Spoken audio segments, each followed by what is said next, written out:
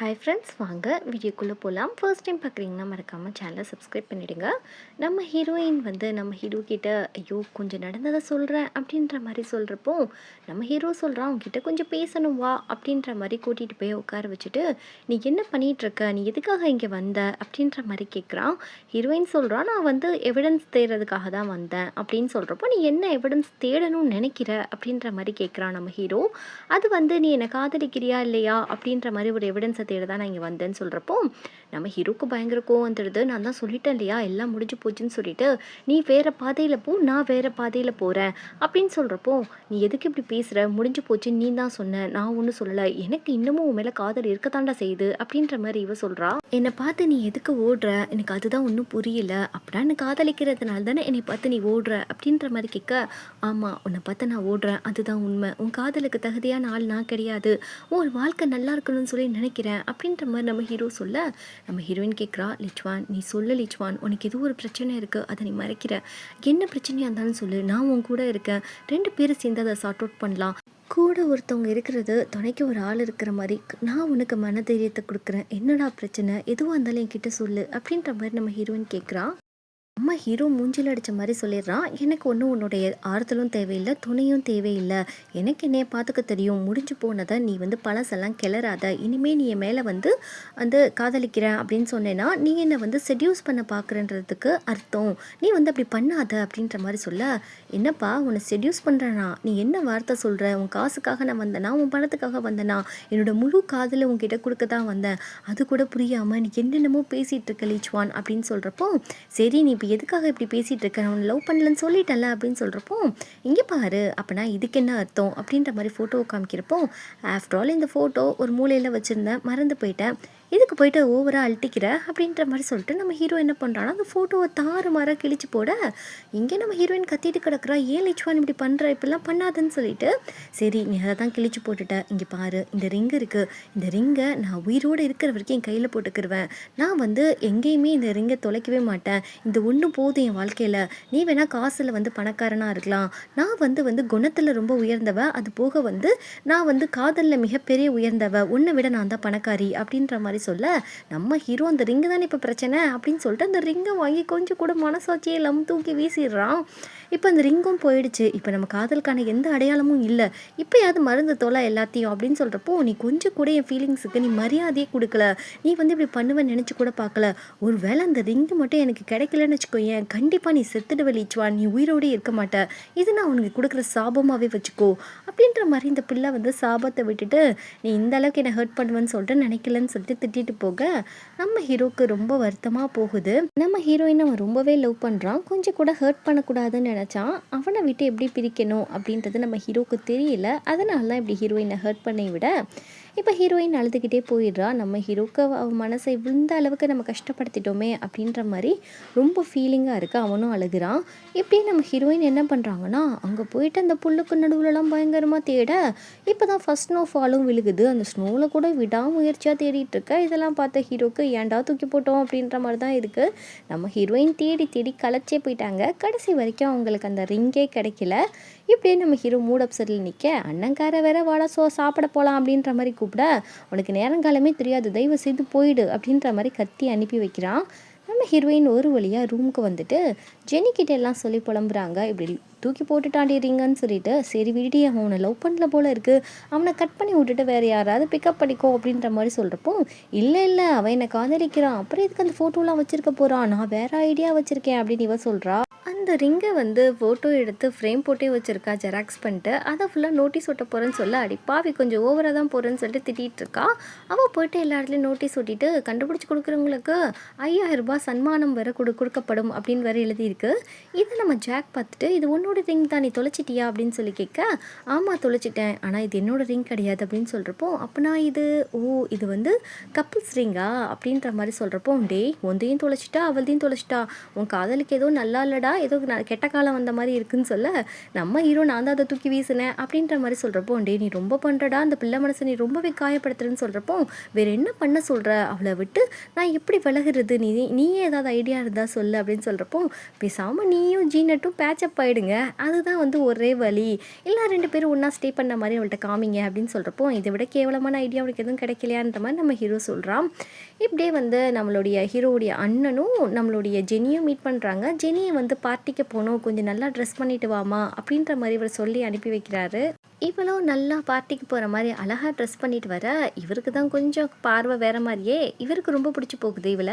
அதுக்கப்புறம் 2 பேரும் வந்து பார்ட்டிக்கு போல, அந்த சைட்டுக்கு தான் கூட்டிட்டு வந்திருக்காப்ல. இந்த பிள்ளை கத்துறா, "நீங்க என்ன என்ன சொன்னீங்க? நான் இந்த மாரி ட்ரெஸ் பண்ணிட்டு வந்திருக்கேன். ஹீல்ஸ் போட்டுட்டு என்னால இந்த கல்லுக்கு நடுவுல நடக்க முடியாதுன்னு" சொல்றப்போ, பார்ட்டி கேன்சல் ஆயிடுச்சு. அதனால சைட்டுக்கு வந்துட்டோன்ற மாரி பொய் சொல்றாரு. வீணுக்குன்னு இவள ரீவேஞ்ச் பண்றதுக்கு தான் இவரு இப்படி பண்ணிக்கிட்டு இருக்காரு. கைய கேட்டா கூட குடுக்க மாட்டேங்கிறா. இவ எப்படியாவது ஹெல்ப் கேட்பா, இவர் பண்ணணும். அதுக்காக தான் இவர் இப்படி பிளான் பண்ணியிருக்காரு.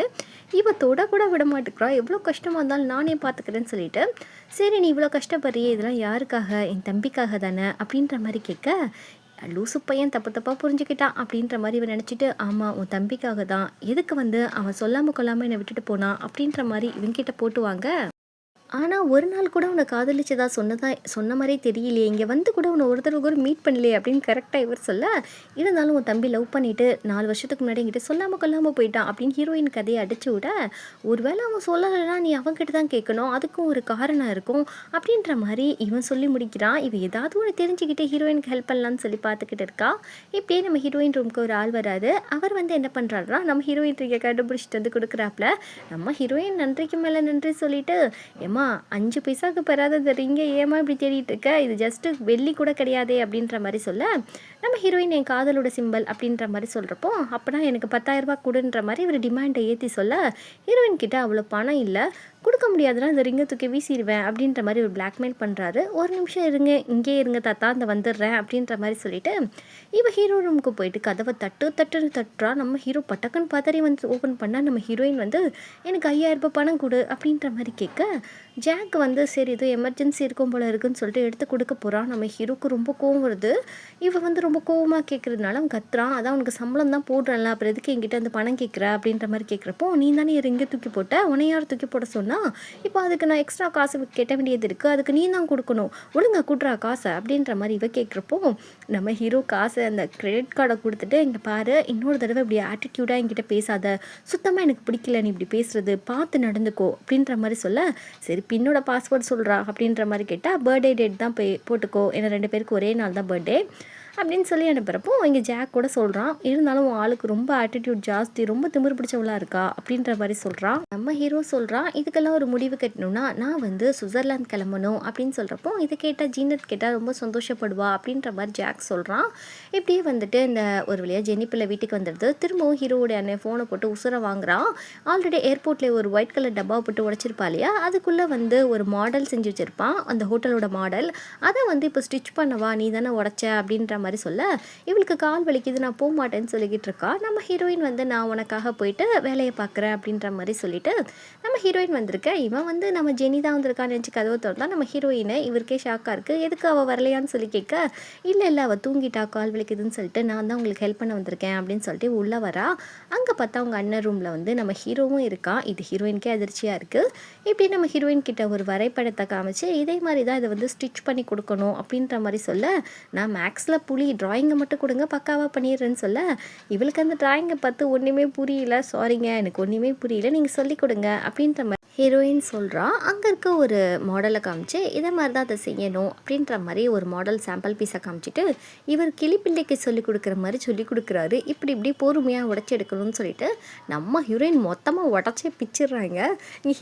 ஹீரோவோடைய அண்ணனுக்கு செம்மையாக கோவம் வருது. கெட்டுச்சு அப்படின்ற மாதிரி, சரி இந்த வேலையாவது உருப்படியாக செய், நடுவில் ஒரு கோடை போடு அப்படின்னு சொல்ல, அவர் போட்ட கோடுக்கு மேலே போடாமல் இந்த பிள்ளை எங்கேயோ கோடை போட்டு உடச்சி வச்சிருக்கு. ஐயோயோ இந்த உலகத்தில் தான் நீங்களாம் இருக்கீங்களா அப்படின்ற மாதிரி கத்திக்கிட்டு இருக்காரு. நெக்ஸ்ட் க்ளூவை கொடுத்து, சரி நான் சொல்கிற மாதிரி அட்லீஸ்ட் ஒட்டு, இது ஈஸியான வேலைன்ற மாதிரி சொல்ல, இந்த பிள்ளை அந்த ஊற்றி டோட்டல் இந்த இடத்தையே ஸ்பாயில் பண்ணி விட்டுருது. இவருக்கெல்லாம் செம்மக்கும் வருது. ஒரு வேலைக்கு செய்யவும் லாய்க்கு கிடையாது, நீலாம் எதுக்கு இங்கே வந்து அப்படி இப்படின்னு திட்டுறாரு. நம்ம ஹீரோயின் வந்து நான் வேணும்ட்டுனே பண்ணலை, இப்படிலாம் நடக்குது புரிஞ்சுக்கோங்க அப்படின்னு சொல்லிட்டு கையில் கத்தி வச்சு தூக்கி போடுறாங்க தெரியாமல். அது போயிட்டு அவர் மேலேயே குத்திருக்கும், வேற எங்கேயோ போய் குத்த அவருக்கு ஒரே ஷாக்காக இருக்குது. நீ கொலை பண்ண ட்ரை பண்ணுறியா அப்படின்ற மாதிரி சொல்ல, ஐயோ தெரியாமல் நடந்துருச்சு அப்படின்னு நம்ம ஹீரோயின் சொல்ல, ஹீரோவுடைய அண்ணன் பயங்கரமாக திட்ட, அதோட நம்ம ஹீரோக்கு கோவம் வந்துடுது. ஒரு நிமிஷம் எல்லாரும் உட்காருங்கன்னு சொல்லிட்டு நம்ம ஹீரோயினுக்கு பக்கத்தில் உட்காந்துட்டு கிளிப்பிள்ளைக்கு சொல்லி கொடுக்குற மாதிரி அழகாக சொல்லி கொடுக்க நம்ம ஹீரோயினும் ரொம்ப அழகாகவே கற்றுக்குறாங்க. இப்படியே வந்து சைக்கிள் கேப்பில் நம்ம ஹீரோவை ஃபுல் அண்ட் ஃபுல் சைட் அடிக்கிறாங்க. இந்த சுச்சுவேஷன் கூட நம்மளுக்கு சாதகமாக போச்சுன்னு சொல்லிட்டு இங்கே ஹீரோவோட அண்ணனுக்கு என்னடா நடக்குது, நம்ம தம்பி ஏன்டா இப்படி பிஹேவ் பண்ணுறான்ற மாதிரி இருக்குது. இப்போ ஜாக் போயிட்டு ஒரு கூல்ட்ரிங்க்ஸ் எடுத்து தூக்கி போடுறாப்புல, அது தவறுதலாக நம்ம ஹீரோயினோட மண்டையிலே விழுக்க அவளுக்கு லைட்டாக கொஞ்சம் ப்ளீட் ஆக ஆரம்பிச்சிடுது. அதோட நம்ம ஹீரோ சும்மாவே பதறுவான். நம்ம ஹீரோயினை கூட்டிகிட்டு போக இங்கே ஹீரோடைய அண்ணனுக்கு அடப்பாவீங்களா கொஞ்சம் நேரத்துக்கு முன்னாடி கத்தி தூக்கி போட்டா, அப்போ ஒரு பையனும் கேட்கல, இதை அடிச்சதா அவளுக்கு வலிச்சிருச்சு அப்படின்னு சொல்லி அடிச்சு பார்க்க பயங்கரமாக இவனுக்கே வலிக்குது. இப்படி நம்ம ஹீரோயினுக்கு ஐஸ் பேக்லாம் வச்சு நம்ம ஹீரோ கூட்டிகிட்டு வந்துட்டு அந்த காயத்தை பார்த்தா வருத்தப்பட்டுட்டு இருக்க நம்ம ஹீரோயினுக்கு ஃபோன் ஓதிக்கிட்டு இருக்கான். அப்படியே நம்ம ஹீரோவே நம்ம ஹீரோயினை கிஸ் பண்ணலாம் அப்படின்னு சொல்லிட்டு அவனே கண்ட்ரோல் மீறி போயிட்டுருக்க குறுக்க இந்த கௌஷிக் வந்தான்னு சொல்லிட்டு ஹீரோயினோட ஃப்ரெண்டு ஜெனி வந்துட்டு நீங்கள் 2 பேரும் என்ன பண்ணிட்டு இருக்கீங்க அப்படின்னு கேட்குறப்போ நம்ம ஹீரோ உடம்பு பார்த்துக்கோமான்னு சொல்லிட்டு ஓடியே போயிடுறான். அதுக்கப்புறம் ரூமில் போயிட்டு நம்ம ஹீரோயினோட ஆல்பத்தை பார்த்து ரசிச்சிட்ருக்கான். அவங்க அண்ணன் வரவும் டக்குன்னு அந்த ஆல்பத்தை எடுத்து ஸ்வீட் கேஸ்குள்ளே வச்சிடுறான்.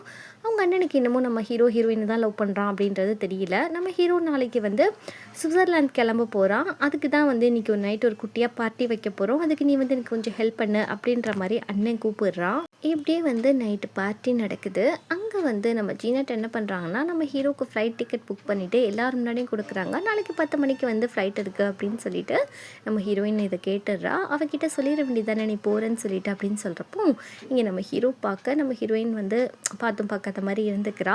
பரவாயில்ல வேண்டாம் அப்படின்ற மாதிரி நம்ம ஹீரோ அவகிட்ட சொல்ல வேணான்ற மாதிரி சொல்ல, இங்கே வந்து நம்ம ஹீரோ போகிறான். அவன் வந்து நம்மக்கிட்ட ஜஸ்ட் ஒரு மெயிலில் காண்டாக்டோடு வந்து ஒர்க் பண்ணுவான் அப்படின்ற மாதிரி ஒரு ஃபைனலாக ஒரு ஸ்பீச் கொடுத்துட்டு அப்படியே இந்த பார்ட்டியை வந்து தொடங்கி வைக்கிறாங்க. இப்போ லிசாவுடைய அசிஸ்டண்ட்டும் இதை கேட்டுட்டு தான் இருக்கான். இங்கே நம்மளுடைய ஜீனட்கான் சொல்லவே வேணாம், குஷியாக இருக்குது. நம்மளுடைய ஜெனி கேட்குறா, அவன் உங்ககிட்ட எதுவும் இன்ஃபார்ம் பண்ணா நடி போகிறேன்னு சொல்லிட்டு அப்படின்னு சொல்கிறப்போ, இல்லடி என்கிட்ட எதுவுமே சொல்லலை, ஒருவேளை நிஜமாலே அவன் என்னை லவ் பண்ணலன்னு சொல்லி நினைக்கிறேன் அப்படின்ற மாதிரி நம்ம ஹீரோயின் சொல்ல, அவனை நான் சும்மா விட மாட்டேன், நான் இப்போ போய் கேட்டுட்டு வரேன் அப்படின்ற மாதிரி நம்மளுடைய ஜெனி சொல்கிறப்போ நம்ம ஹீரோயின் அதெல்லாம் வேணான்னு சொல்லிட்டு கோச்சுக்கிட்டு வெளியே போகிறா. இதை நம்ம ஹீரோ பார்க்குறான். இப்படி இந்த எபிசோட் இங்கே முடியுது. அடுத்த எபிசோடில் பார்க்கலாம்.